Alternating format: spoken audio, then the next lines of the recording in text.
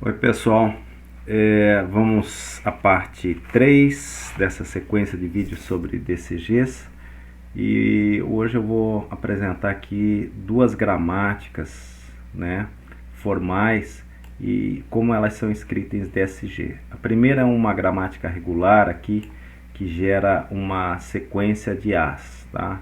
Então gera um A, dois As e assim sucessivamente.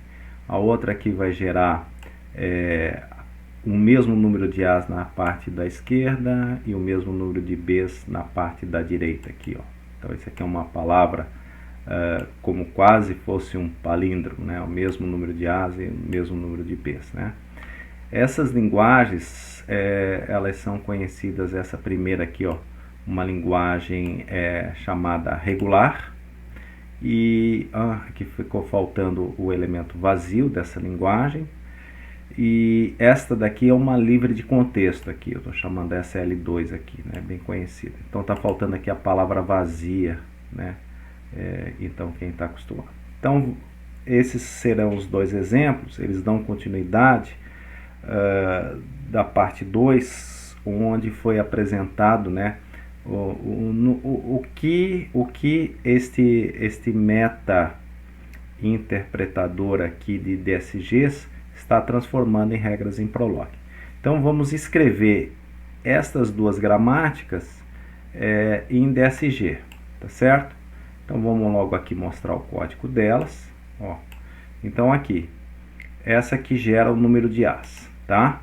Então aqui, ó, As gera vazio, então por isso que naquelas formação de palavras lá tá faltando vazio. E As forma, tem um tokenzinho em A e chama recursivamente a regra. Então aqui nós estamos introduzindo a recursão da regra. Como é que é? Se casar com esse vazio aqui, então ele está encerrando a próxima palavra, né?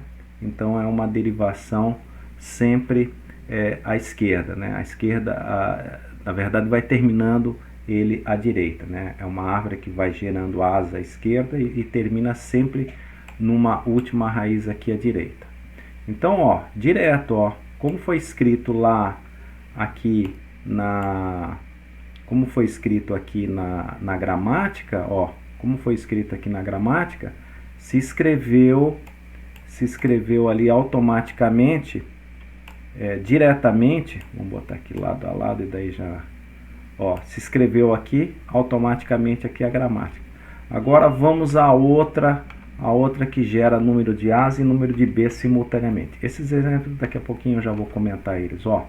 Então aqui eu chamei A, S, B, então o mesmo número de A, número de B. Então vazio é uma palavra que é aceita e aqui um número A que é um token à esquerda e aqui um token à direita terminando com B. E aqui se chama uma variável, ó, a variável no caso aqui é um predicado, esse predicado está chamando recursivamente ele. Vejam que essa árvore aqui, ó, ela vai gerando número de As e número de Bs concomitantemente dos dois lados e termina depois com uma palavra aqui vazia para encerrar a árvore. Então, nesse caso aqui, né?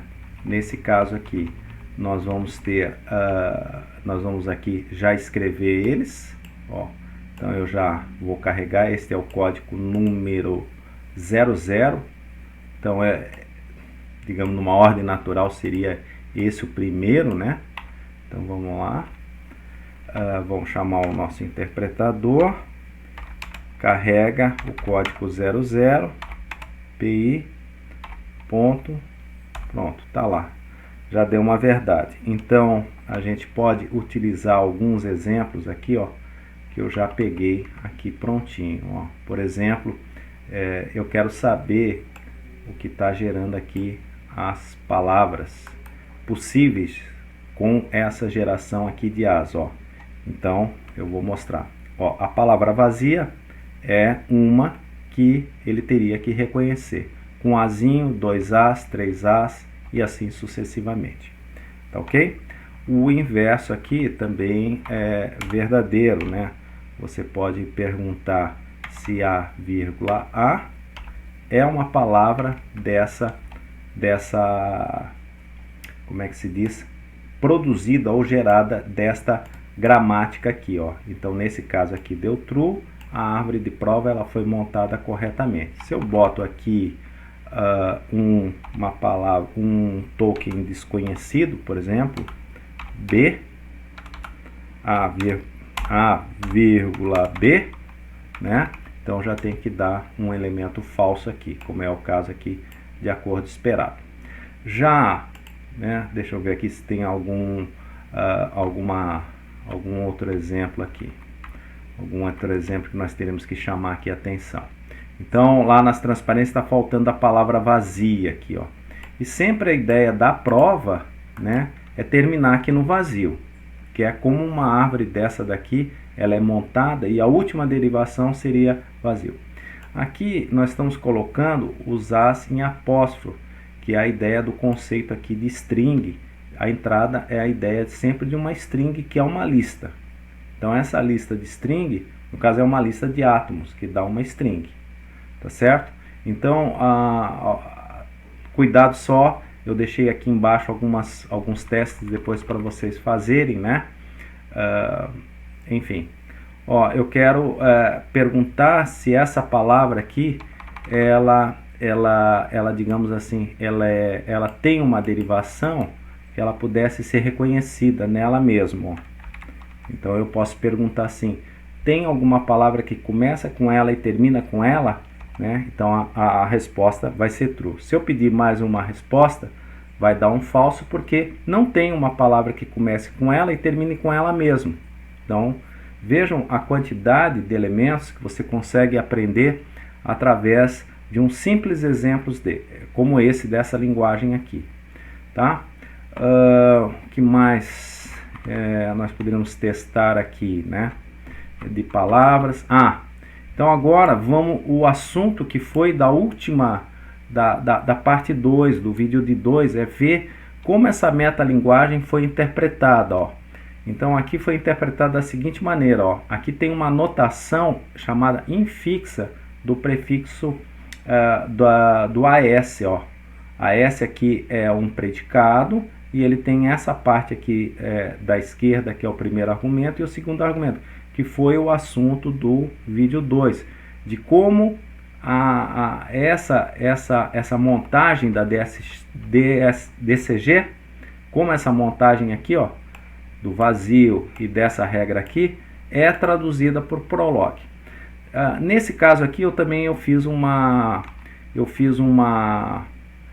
versão minha, né, de escrevendo isso aqui na forma predicativa. Deixa eu só aqui achar o predicado aqui que eu escrevi.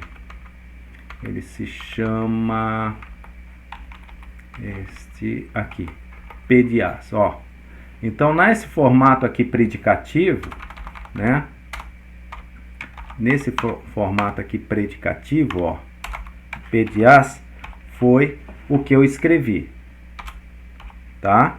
Então olha só, levemente diferente, ó, o meu formato aqui de escrever de pedias é levemente diferente desse daqui que essa metalinguagem produziu, tá? Por exemplo, esse meu predicado aqui, pedias, ele só tem, na verdade, uma entrada, né? Ó, ele só tem uma entrada aqui, A. Então eu quero perguntar se isso aqui faz parte da minha gramática ou não, ó. Então ele vai dar true. Se eu quiser algumas respostas sobre ele, né? Ó, vazio é uma resposta, o A é uma resposta. Enfim, esse aqui é uma montagem que vai estar aqui no código em questão. O segundo exemplo, né, já é algo mais elaborado, que é uma gramática livre de contexto, que é a gramática utilizada aqui nos compiladores, ó. Então ela está aqui. Então, por exemplo, uma frase em questão aqui, ó, que eu possa estar gerando um conjunto de frases, ó, o vazio, que é da primeira regra de produção, depois o AB tem um A à esquerda e um B à esquerda, depois dois As, depois dois Bs, né? E assim sucessivamente, tá ok? Muito bem. E aí E todos os exemplos que vocês fizerem, todos os exemplos feitos aqui, né? Nessa primeira parte, você pode repetir aqui sem nenhum problema. Ó, por exemplo, eu vou passar, nesse caso aqui, ó, eu vou passar aqui uma palavra, né? Por exemplo, eu posso fazer aqui rapidamente o inverso, de passar uma palavra aqui em questão, né? E perguntar se essa palavra aqui, ela é factível de ser derivada ou não. Então a resposta vai ser true. Uma segunda alternativa, falso, porque ele não tem como dar uma resposta falso nessa árvore que foi uma vez provada, né? Uma vez provado, ela não vai poder ser desprovada, por assim dizer. Nesse caso aqui, ó, agora vamos ver como seria a regra de como isso foi interpretado, como a DCG foi interpretada por essa notação aqui, ó. Vejam que elegância, ó. Então tenho aqui, ó, o A é o primeiro argumento da entrada e o B é a minha saída ou o meu filtro, por assim dizer. Se vazio for uma entrada e A for igual a esse vazio, né? Por exemplo, isso aqui será uma resposta factível. E aqui eu tenho uma recursividade, ó, dentro dele, como eu tinha lá na outra anotação em questão, tá? Então, por que isso aqui?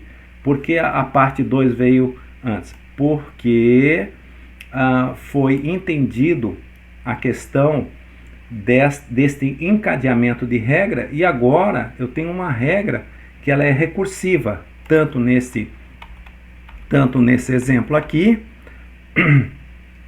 como nesse daqui, ó, como o de AS. Ó, o AS aqui ele é recursivo.